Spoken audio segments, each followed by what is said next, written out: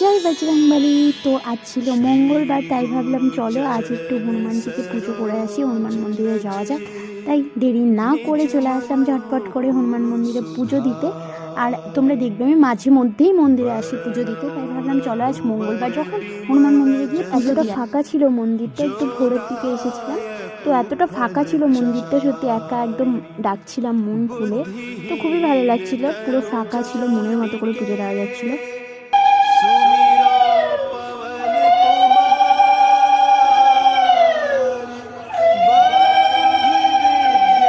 আচ্ছা, তোমরা কি জানো হনুমানজির গোটা শরীরে কেন সিঁদুর লাগানো হয়? চলো আজ তোমাদের একটুখানি বলি। এক সময় হনুমানজি ঘুরতে ঘুরতে মা সীতার ঘরে যায় এবং সীতামাকে দেখে সিঁথিতে সিঁদুর পড়তে। তখন হনুমানজি মা সীতাকে জিজ্ঞেস করে, আচ্ছা মাতা, এ তুমি কি করছো? তখন সীতামা উত্তর দিয়ে বলে, এই হচ্ছে সিঁদুর, স্বামীর দীর্ঘ আয়ুর জন্য এই সিঁদুর পরা হয়, যাতে স্বামীর দীর্ঘ আয়ু হয়। এই কথা শুনে হনুমানজি ছটপট ওখান থেকে বেরিয়ে এসে গোটা শরীরে সিঁদুর মাখায় এবং শ্রী রামচন্দ্রের কাছে যায়।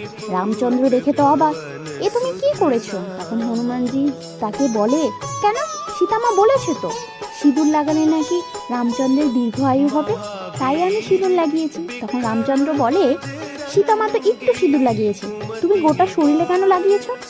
তখন হনুমানজি বলে, আরে সীতামা তো একটু সিঁদুর লাগিয়েছি, একটু আয়ু হবে, আমি গোটা শরীরে সিঁদুর লাগিয়েছি যাতে রামচন্দ্রের অনেক বেশি আয়ু। সাথে কথা বলতে বলতে আমার পুজো দেওয়া কমপ্লিট হয়ে গেছে, আর আমি হাত জোর করে চোখ বন্ধ করে এক স্থির মনে হনুমানজিকে ডাকছিলাম, প্রার্থনা করছিলাম।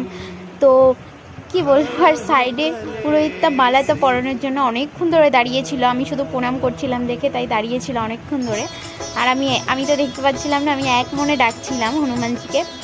তো কিছু কথা থাকে যেগুলো আমার মনে হয় যে ভগবান তো সবই জানে, তাই না বলো?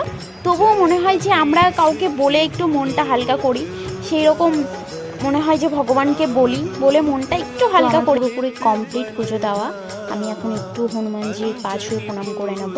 আর এখানে পুরোহিতটা বারবার মালা পরানোর চেষ্টা করছিল, কিন্তু অনেকটা উঁচু, তাই পড়াতে পারছিল না।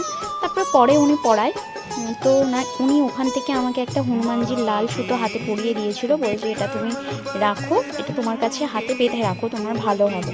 তো উনি বেঁধে দিয়েছিল, আমি নিয়েও নিয়েছি। তো তোমাদের কেমন লাগলো? আমার মন্দিরে এসে তো প্রচুর ভালো লাগলো পুজো দিয়ে। তো টাটা।